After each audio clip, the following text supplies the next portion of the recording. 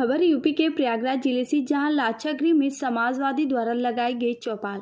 बता दें कि यूपी के प्रयागराज जिले के हंडिया क्षेत्र के लाक्षागृह में वरिष्ठ समाज सेवी रमेश चतुर्वेदी द्वारा समाजवादी संदेश यात्रा कार्यक्रम आयोजित किया गया। संदेश यात्रा के माध्यम से योग गुरु अजय कुमार पाठक द्वारा चौपाल लगाई गई। चौपाल में स्थानीय ग्रामीण महिला पुरुषों ने हिस्सा लिया। साथ ही साथ योग गुरु से स्वस्थ रहने के तरीके एवं योग करने की कला सीखी। कार्यक्रम के दौरान योग गुरु सपा मुखिया अखिलेश यादव एवं समाज सेवी रमेश चतुर्वेदी की जमकर सराहना की गई। साथ ही साथ आगामी 2022 के चुनाव में समाजवादी पार्टी की सरकार बनाने के लिए ग्रामीणों में योग सिखाने के माध्यम से संदेश दिए गए। वहीं पर योग गुरु अजय कुमार पाठक ने भाजपा सरकार पर करारा प्रहार करते हुए कहा कि जिस तरह से उत्तर प्रदेश में भाजपा सरकार द्वारा ब्राह्मणों का उत्पीड़न कराया जा रहा है, आगामी 2022 में ब्राह्मण समाज गिन गिन कर हिसाब लेगा। कार्यक्रम की अध्यक्षता लाक्षागृह प्रधान पति रंगबाज वर्मा एवं संचालन सतीश तिवारी सदस्य क्षेत्र पंचायत द्वारा किया गया। इस मौके पर युवा नेता सपा शिवम चतुर्वेदी, अंकित शुक्ला, सतीश तिवारी, कृष्ण कुमार यादव, प्रमोद मिश्र, आरबी पाल, बबलू यादव, फूलचंद यादव, अजय शुक्ला, फूलचंद पाल, रामपाल, गुड्डू पाल आदि लोग मौजूद रहे। देखिए हंडिया से प्रदीप मिश्रा की रिपोर्ट। धरती है यहाँ पर समाजवादी योग संदेश यात्रा जो चित्रकूट से होते हुए इलाहाबाद आई है।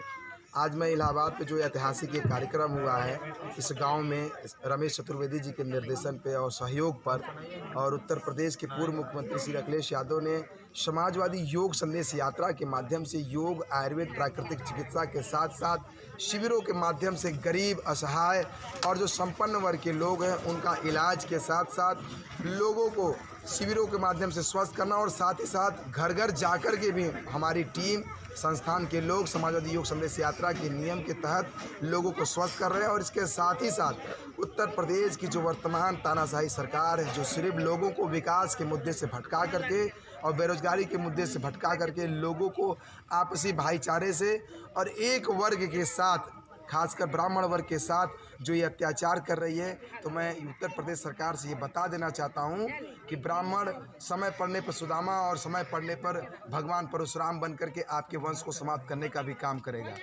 अगर हम आपको जन्म देने पर आपका हम मंत्र उच्चारण कर आपके जन्म में अगर आपका सहयोग करते हैं तो हम पिंडदान भी करते हैं मंत्रोच्चारण के साथ। इस बार हम लोग भारतीय जनता पार्टी का पिंडदान भी करने जा रहे हैं। तो क्या लगता है कि आगामी 2022 के चुनाव में आप सब अखिलेश यादव को आशीर्वाद देने के लिए कटिबद्ध हैं? हम लोग अखिलेश यादव जी को आशीर्वाद पूरी जनता दे रही है। हम समता और समानता योग का जो मूल उद्देश्य समाजवादी पार्टी के लोहिया जी का जो सिद्धांत है कि लोगों को जाति पाति से परे से हट करके और विकास नीति पर रास्ते पर लाना ही हमारा काम है। हम उन्हें आशीर्वाद नहीं दे रहे हैं, हम उनका मात्र जो हमारा काम, हमारे समाज के लोग, हमारे योगी जो भाई हैं, इनका काम है समष्टि के विकास के लिए लोगों की सेवा करना। वही काम अखिलेश यादव जी कर रहे हैं, हम उनका सहयोग कर रहे हैं। एक भी छोटा मोटा कार्यक्रम वो आपका राजनीति से जुड़ा रहता है। बहरहाल जैसे गुरु जी ने कहा कि ब्राह्मण समाज के लोग, उनका दायित्व बनता है, हमको प्रबुद्ध समाज के लोग कहा जाता है, तो हमारा ये दायित्व बनता है कि हमारे समाज में अगर विकृतियाँ हैं तो उसको ख़त्म करना, सुधारना, ये हमारा प्रथम दायित्व है। और किसी पार्टी के बंधुए होना या उनके विचारों के नीचे दबे रहना, ये हमारे समाज के लोग नहीं सिखाते, नहीं इसको मानते हैं। हमने बीजेपी को चुना, बीजेपी ने हमको नहीं चुना, हमको दरकिनार किया, हमारा अपमान हुआ है। और आप मीडिया बंधु हैं, हमसे ज़्यादा आपको मालूम है। गुरुजी ने कहा कि 1900 तकरीबन 1900 ब्राह्मण, 1700 तकरीबन ब्राह्मण हत्या हो चुकी है। ब्रह्म हत्या जिसको लगता है वो सत्ता नहीं, उसका पूरा जीवन काल समझिए नष्ट है। तो मैं अपने समाज से सभी लोगों से यही विनम्र निवेदन करूंगा कि ये आपका अधिकार था, खासकर उत्तर प्रदेश में, कि आप राजनीति को चयन करते थे, आप राजनीति की दिशा तय करते थे। इस अधिकार को आपको छीन के रखना है।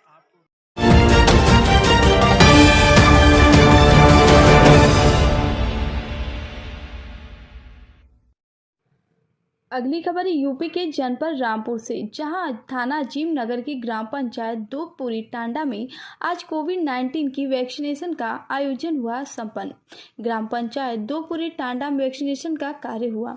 आदरणीय प्रधानमंत्री मोदी जी द्वारा जो वैक्सीन की मुहिम चल रही है, आज ग्राम पंचायत दोगपुरी टांडा में भी देखने को मिला। बड़े ही व्यवस्थित तरीके से यहाँ के लोगों ने कोविड-19 के टीके लगवाए हैं। ग्राम पंचायत दोगपुरी टांडा में यहाँ पर और भी कई गांव के लोग उपस्थित रहे। आज कोविड-19 के यह टीके प्राइमरी स्कूल दोगपुरी टांडा में लगे हैं। आदरणीय प्रधानमंत्री मोदी जी द्वारा चलाई गई वैक्सीनेशन की मुहिम बहुत ही कारगर साबित हुई है।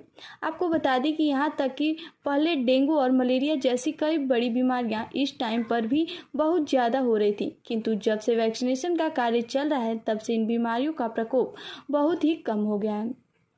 आज दोगपुरी टांडा में 250 लोगों ने वैक्सीनेशन कराया। इस वैक्सीनेशन के कार्य को सफल बनाने में ENM शिवानी, रिहाना, आशा, गीता, बबीता, कमलेश, ऋषिता, आंगनबाड़ी कमलेश, पूनम देवी, सीमा और गांव के बहुत लोग शामिल रहे।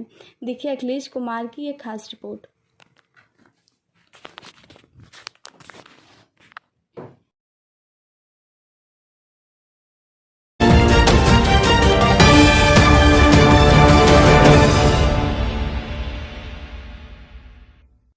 अगली खबर यूपी के जनपद रामपुर से, जहां शिक्षक लोग कर रहे अपनी मनमानी। बता दें यूपी के जनपद रामपुर थाना अजीम नगर की ग्राम पंचायत सैदाबाद प्राथमिक विद्यालय में अध्यापक लोग मिले अनुपस्थित। आपको बता दें कि सैदाबाद प्राथमिक विद्यालय में अध्यापक लोग समय से नहीं पहुंच पा रहे। आपको बता दें कि जब मौके पर प्राथमिक विद्यालय की वीडियो पत्रकार द्वारा ली गई तो अध्यापक लोगों को इसके बारे में अवगत हुआ। तब वहां की प्रधानाचार्य विद्या गंगवार ने फोन पर पत्रकार को धमकी दी और कहा कि आप हमारा कुछ भी नहीं कर सकते, क्योंकि मेरे परिवार में बहुत बड़े बड़े अधिकारी लोग हैं। प्रधानाचार्य विद्या गंगवार ने बताया कि मैं आपके नाम की FIR दर्ज करूंगी, क्योंकि आपने मेरे स्कूल की वीडियो बनाई है। आपको बता दें कि एक तो मैडम समय से स्कूल नहीं पहुंच पा रही हैं, दूसरी ओर पत्रकार को धमकी दी जा रही है। एक तरफ मोदी सरकार कहती है कि पढ़ेगा इंडिया तभी तो बढ़ेगा इंडिया।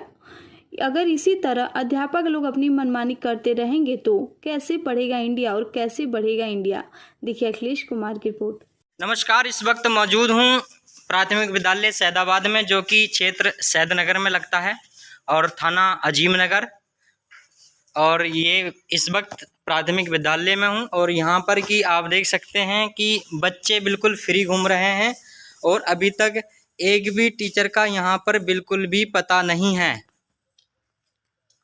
किसी भी टीचर का यहाँ पर बिल्कुल भी पता नहीं है। देख सकते हैं बच्चों के हालात, किस प्रकार से बच्चे घूम रहे हैं, लेकिन एक भी बच्चा यहाँ पर नहीं है।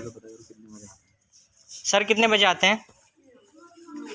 9 बजे आते हैं। रोज 9 बजे आते हैं। कितने सर हैं? एक ही सर है। पूरे स्कूल में एक ही हैं।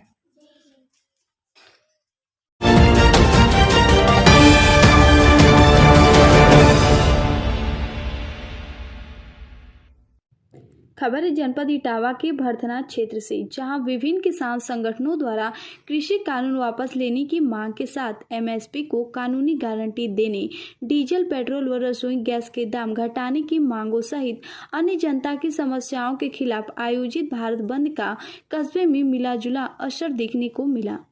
किसान सभा व किसान यूनियन लोक शक्ति के नेताओं ने बाजार में अपील करना शुरू किया, जिसका असर भी दिखाई पड़ा और 11 बजे तक बाजार बंद रहा।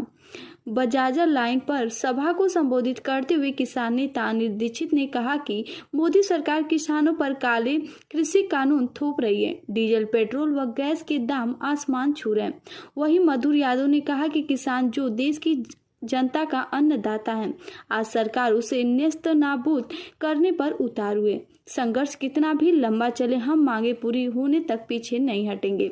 राम प्रकाश गुप्ता, अजय यादव, किसान नेता वीरेंद्र सिंह यादव, जिलाध्यक्ष संजीव यादव, शिवराम सिंह आदि लोगों ने संबोधित किया।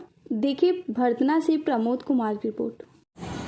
महंगाई के खिलाफ, भ्रष्टाचार के खिलाफ MSP कानून लागू करने के लिए, इन तमाम मांगों को लेकर और सांप्रदायिक सद्भाव के लिए आज हमने ही नहीं बल्कि संयुक्त किसान मोर्चा ने पूरे देश में बंद का ऐलान किया था। उसी के तहत आज हमने भर्तना को बंद रखने के लिए आह्वान किया था। तो भर्तना में हमें खुशी है कि सवेरे के टाइम 90% भर्तना बंद रहा और हमारा आंदोलन